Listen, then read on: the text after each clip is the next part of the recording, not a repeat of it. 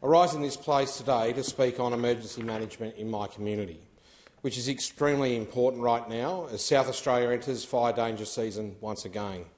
And before jumping into the subject matter, I first want to address a relevant event that occurred in my community over the weekend.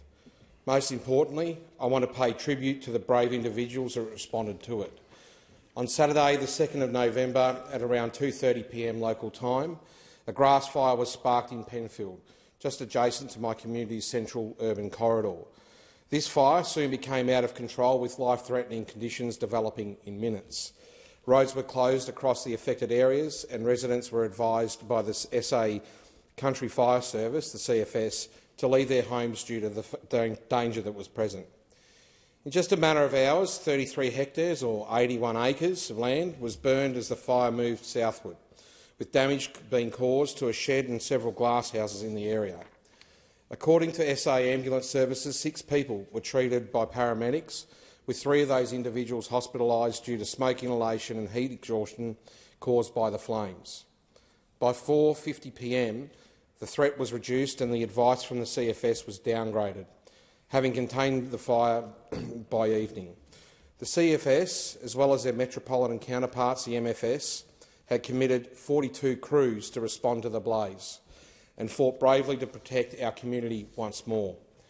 It's due to their efforts that this threat was extinguished, with no homes suffering damage in the end and no loss of human life, which is most important.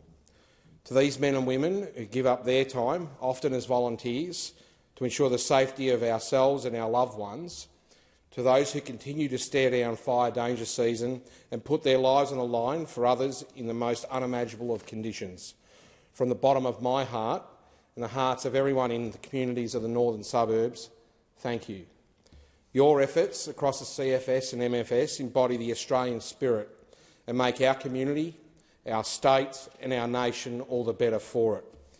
I would also like to acknowledge the tireless paramedics for their efforts in treating members of our community who are affected by the fire, as well as the quick-thinking residents of Penfield who responded and assisted emergency services by following their advice. As communities all across the country can attest, the impact of bushfires like this leaves devastating scars across our great landscape, and even deeper ones in the hearts of Australian families.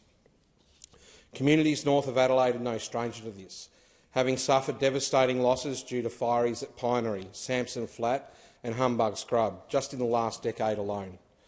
So having to follow the CFS alert throughout the summer, to trawl their social media whilst watching the bushfire advice, anxiously waiting for updates to arrive with your loved ones, is something familiar to our community. And I wanted to take the opportunity to talk about what we're doing as a government to assist our firefighters keeping us safe. Because in my position, it's no good just thanking them for their efforts and leaving it at that. It's the role of government to support those firefighters, and I'm proud to be part of a federal government that is investing to do just that. Last month, alongside Minister for Emergency Management, Senator the Honourable Jenny McAllister, I viewed the new Pickering UH-60L Black Hawk heavy lift helicopter now on standby at Parafield Airport. This was part of a $48 million investment towards the national aerial firefighting fleet by the federal government. Crucially, alongside a 4,500 litre capacity for water to fight fires, the aircraft can facilitate other duties in emergency management with heavy lift capabilities. This can include delivering food supplies and essential resources in times of emergency, not just during bushfire season, but also during times of flood or extreme storms. The aircraft is now part of South Australia's largest aerial firefighting fleet on record, following a record investment by the state government as well. And this kind of asset, like the Black Hawk helicopter, it doesn't go unnoticed in our community, because having something like this clearly visible just over Main North Road, right in the middle of the northern suburbs, it helps bring assurance to our community that they are safe to live here. And it does that by equipping our firefighting services with the best available tools at their disposal to safely and efficiently respond to these life-threatening events. In closing, to all our emergency service personnel, both in Spence and across the country, thank you for your service. To the community broadly at home, download the Alert SA app to keep up to date with emergencies in your area. And remember, plan and prepare this fire season. Thank you.